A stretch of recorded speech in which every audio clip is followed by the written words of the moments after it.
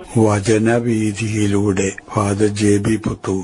വിശുദ്ധ മത്തായി രചിച്ച യേശുവിന്റെ സുവിശേഷം അധ്യായം 28 16 മുതൽ 20 വരെയുള്ള വാക്യങ്ങൾ. പ്രേഷിത ദൗത്യം. യേശു നിർദ്ദേശിച്ചതുപോലെ 11 ശിഷ്യന്മാരും ഗലീലയിലെ മലയിലേക്ക് പോയി. അവനെ കണ്ടപ്പോൾ അവർ അവനെ ആരാധിച്ചു. എന്നാൽ ചിലർ സംശയിച്ചു. യേശു അവരെ സമീപിച്ച് അരുൾ ചെയ്തു, സ്വർഗത്തിലും ഭൂമിയിലുമുള്ള എല്ലാ അധികാരവും എനിക്ക് നൽകപ്പെട്ടിരിക്കുന്നു. ആകയാൽ നിങ്ങൾ പോയി എല്ലാ ജനതകളെയും ശിഷ്യപ്പെടുത്തുവിൻ. പിതാവിന്റെയും പുത്രന്റെയും പരിശുദ്ധാത്മാവിന്റെയും നാമത്തിൽ അവർക്ക് ജ്ഞാനസ്നാനം നൽകുവിൻ. ഞാൻ നിങ്ങളോട് കൽപ്പിച്ചവയെല്ലാം അനുസരിക്കാൻ അവരെ പഠിപ്പിക്കുവിൻ. യുഗാന്തം വരെ എന്നും ഞാൻ നിങ്ങളോട് കൂടെ ഉണ്ടായിരിക്കും. യേശു ശിഷ്യന്മാരെ വരമേൽപ്പിക്കുന്ന ആത്യന്തിക ദൗത്യം. മറിയം മഗ്ദലേനയും കൂട്ടുകാരും വഴി യേശുവിന്റെ ശിഷ്യന്മാർക്ക് നൽകപ്പെട്ട നിർദ്ദേശങ്ങൾ അനുസരിച്ച് യൂദാസ് ഒഴികെ മറ്റ് 11 ശിഷ്യന്മാരും ഗാലിലയിലെ മലയിൽ ഒന്നിച്ചുകൂടിയിരിക്കുകയാണ്. യേശുവിന്റെ ഉത്ഥാനത്തെ സംബന്ധിച്ച് സംസാരിച്ചുകൊണ്ടും യേശുവിനെ പ്രതീക്ഷിച്ചുകൊണ്ടും അങ്ങനെ കഴിഞ്ഞുകൂടുമ്പോൾ യേശു അവരുടെ മുമ്പിൽ പ്രത്യക്ഷനാകുന്നു.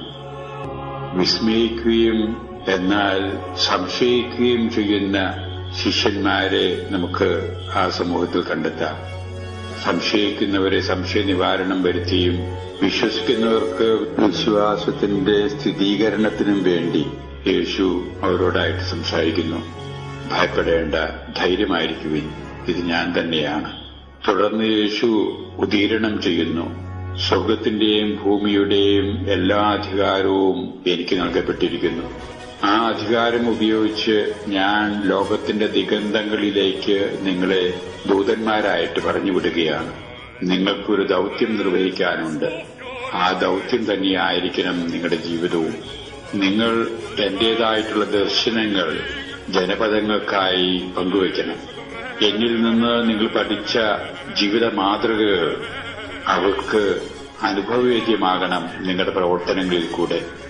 അങ്ങനെ നിങ്ങൾ ജനപദങ്ങളെ ശിഷ്യത്വത്തിലേക്ക് ആനയിക്കണം. ഇതിനാവശ്യമായ പ്രചോദനവും ഇതിനാവശ്യമുള്ള പ്രാപ്തിയും ഇതിന്റെ ഫലപ്രാപ്തിക്ക് ഉതകുന്ന രീതിയിലുള്ള എല്ലാ സഹായങ്ങളും നൽകിക്കൊണ്ട് ഞാൻ യുഗാന്ത്യം വരെ നിങ്ങളോടുകൂടെ ഉണ്ടായിരിക്കും. ഇതായിരുന്നു മത്തായിയുടെ സുവിശേഷ വിവരണമനുസരിച്ച് യേശുവിന്റേതായിട്ടുള്ള അന്ത്യവചസ്സുകൾ. എന്നാൽ മത്തായിയുടെ വിവരണത്തിൽ ഉദ്ധിതനായിട്ടുള്ള യേശു സ്വർഗാരോഹണം ചെയ്യുന്നതുവരെ ആ ജീവിതത്തിൽ ഉണ്ടായ വ്യത്യാസപ്പെട്ട പ്രത്യക്ഷീകരണങ്ങളും തനിമയാർന്ന പ്രവർത്തന ശൈലികളും ഒന്നും നമുക്ക് കാണാൻ സാധിക്കുന്നില്ല. അവയുടെ എല്ലാം വിശദാംശങ്ങൾ യോഹന്നാൻ തന്റെ സുവിശേഷ രചനയിലൂടെ അനുവാചകരുടെ മനസ്സിലേക്ക് കൊണ്ടുവരുന്നുണ്ട് എന്നുള്ളതും ശ്രദ്ധേയമാണ്. വിശുദ്ധ മത്തായി തന്റെ സുവിശേഷ രചന നടത്തിയത് തന്നെ ആരംഭത്തിൽ സൂചിപ്പിച്ച രീതിയിൽ യേശു വാഗ്ദാനം ചെയ്യപ്പെട്ട ലോകത്തിന്റെ രക്ഷകനാണെന്നും സത്യദൈവത്തിന്റെ പുത്രനാണെന്നുമുള്ള സത്യം ജനപദങ്ങളെ ഫലപ്രദമായി അറിയിച്ചുകൊണ്ട് തന്റെ സുവിശേഷ രചന ഇവിടെ പൂർത്തിയാക്കുകയാണ്.